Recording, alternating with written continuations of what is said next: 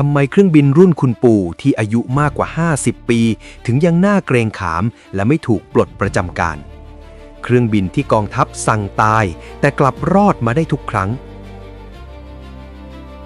A-10 Thunderbolt II หรือที่รู้จักกันในชื่อ Warthog คือเครื่องบินรบที่แปลกประหลาดที่สุดของกองทัพสหรัฐมันช้ามันเถอะทะและกองทัพอากาศพยายามจะปลดประจำการมันมาแล้วนับครั้งไม่ถ้วน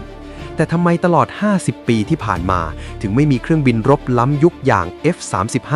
หรือเทคโนโลยีใดๆมาทำหน้าที่แทนมันได้เลยในคลิปนี้เราจะพาทุกคนเจาะลึกไปถึงต้นกำเนิดยุคสงครามเย็นพลังทำลายล้างของปืนกล GAU-8 30 มิลลิเมตรและวีรกรรมในสมรภูมิที่ทำให้มันกลายเป็นเทวดาผู้พิทักษ์ของเหล่าทหารราบบนแนวหน้า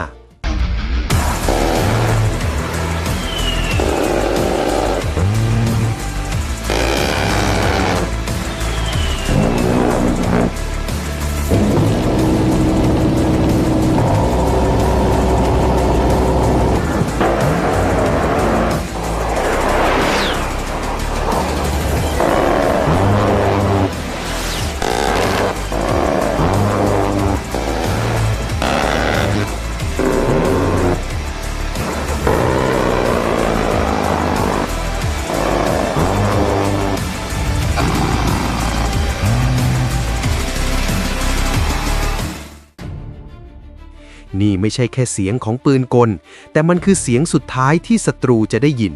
และเป็นเสียงสวรรค์ที่ช่วยชีวิตทหารนับหมื่นนายบนสมรภูมิ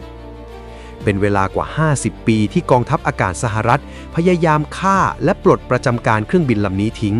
พวกเขาสร้างเครื่องบินรบยุคใหม่ที่ล่องหนได้เรดาร์ล้ำยุคและราคาแพงระยับขึ้นมาแทนที่แต่จนถึงวินาทีนี้ทำไมถึงยังไม่มีใครหรือเทคโนโลยีไหนมาแทนที่คุณปู่ A-10 Thunderbolt II ลำนี้ได้วันนี้เราจะมาเจาะลึกความลับที่ซ่อนอยู่ใต้เกราะไทเทเนียมกันครับ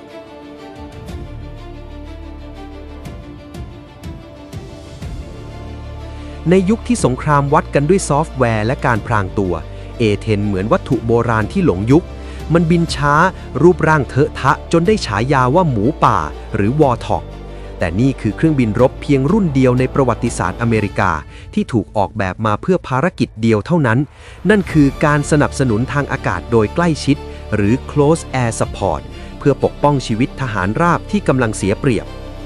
แต่ทุกคนรู้ไหมครับว่าจุดเริ่มต้นของเครื่องบินระดับตำนานลำนี้จริงๆแล้วมันเกิดจากความกลัวขั้นสุดขีดของอเมริกาในยุคสงครามเย็นกลัวอะไรนะครับเราย้อนกลับไปในปี 1970 กันฝันร้ายสีแดงและการสร้างปืนบินได้ย้อนกลับไปในยุคสงครามเย็นปี 1970 โซเวียตมีรถถังนับหมื่นคันจอดรอที่ชายแดนยุโรปอเมริกาต้องการนักล่ารถถังทีมวิศวกรนำโดยอเล็กซานเดอร์ คาร์ทเวลลี่ไม่ได้สร้างเครื่องบินแล้วเอาปืนไปติดแต่พวกเขาสร้างปืนกลแก๊ตลิงขนาดยักษ์GAU-8 Avenger ขนาด 30 มิลลิเมตรขึ้นมาก่อนแล้วค่อยสร้างเครื่องบินไปหุ้มปืนกระบอกนี้สเปคบนกระดาษดูเป็นนักฆ่าที่สมบูรณ์แบบครับแต่ในโลกแห่งความเป็นจริงไม่มีใครเชื่อว่าเครื่องบินช้าๆแบบนี้จะรอดจากดงจรวดต่อสู้อากาศยานไปได้จนกระทั่งมันถูกส่งไปลงนรกของจริงในปี 1991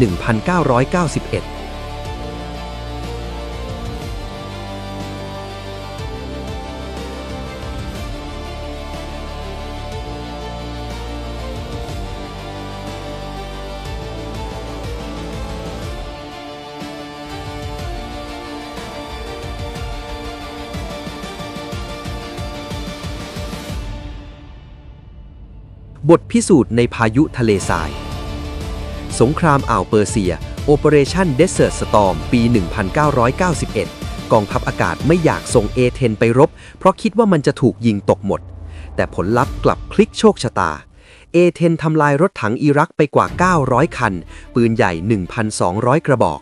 วีรกรรมที่ A-10 โดนยิงปีกแหว่งเครื่องยนต์ดับไป1ข้างแต่ระบบเกราะอ่างน้ำตาลไทเทเนียมหรือไทเทเนียมแบททับก็ยังพานักบินกลับบ้านได้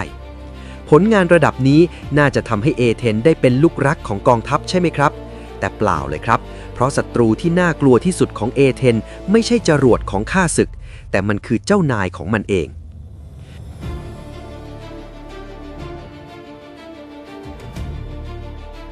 ลูกเมียน้อยที่ถูกทรยศเข้าสู่พาร์ทวิเคราะห์เข้มข้นการเมืองในกองทัพความพยายามของนายพลในกองทัพอากาศที่ต้องการปลด A-10 เพื่อเอางบไปสร้าง F-16 ในยุคนั้นและ F-35 ในยุคปัจจุบันพวกเขาอ้างว่าสงครามยุคใหม่ A-10 จะไม่รอดจากการป้องกันภัยอากาศระดับสูงอย่าง Anti-Access Area Denial หรือ A2AD กองทัพอากาศเตรียมงานศพให้ A-10 แล้วครับแต่แล้วเหตุการณ์ในตะวันออกกลางก็ทำให้ทุกคนต้องกลืนน้ำลายตัวเองอีกครั้งและครั้งนี้มันมาพร้อมกับน้ำตาของทหารราบเทวดาภูพิทักษ์สงครามในอัฟกานิสถานและอิรักยุค 2000 ถึง 2010 ทหารอเมริกันถูกซุ่มโจมตีในระยะประชิด F-35 บินเร็วเกินไปและแบกอาวุธได้น้อยไม่สามารถบินวนเพื่อกดดันฆ่าศึกได้มีเพียง A-10 ที่สามารถบินต่ำช้าๆและยิงปืนกลกราดห่างจากทหารฝ่ายตัวเองแค่ไม่กี่เมตรวีรกรรมของนักบินที่เสี่ยงตายบินสกัดกั้นเพื่อช่วยชีวิตหน่วยรบพิเศษไม่มีเทคโนโลยีไหนบน F-35 ที่ทำสิ่งนี้ได้ดีเท่า A-10 แต่คำถามที่สำคัญที่สุดในวันนี้คือเวลานี้ถึงยุคอวสานของมันจริงๆแล้วหรือยัง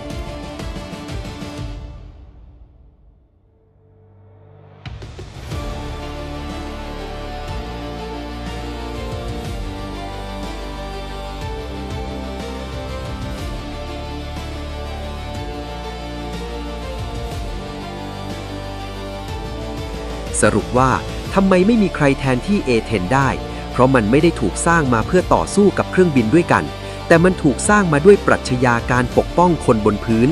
เครื่องบินล่องหนอาจชนะสงครามน่านฟ้าแต่ A-10 คือผู้ชนะใจทหารราบตราบจนวันสุดท้ายของมันแล้วเพื่อนๆล่ะครับคิดว่าในสงครามยุคใหม่อย่างในอิหร่าน A-10 ยังคงจำเป็นอยู่ไหมหรือถึงเวลาที่มันต้องเข้าพิพิธภัณฑ์แล้วคอมเมนต์แลกเปลี่ยนความคิดเห็นกันได้เลยครับและถ้าชอบการเจาะลึกประวัติศาสตร์การทหารแบบนี้อย่าลืมกด subscribe และกดกระดิ่งเพื่อไม่พลาดเรื่องราวครั้งต่อไปที่เราจะมาแกะรอยกันสำหรับวันนี้ขอบคุณและสวัสดีครับ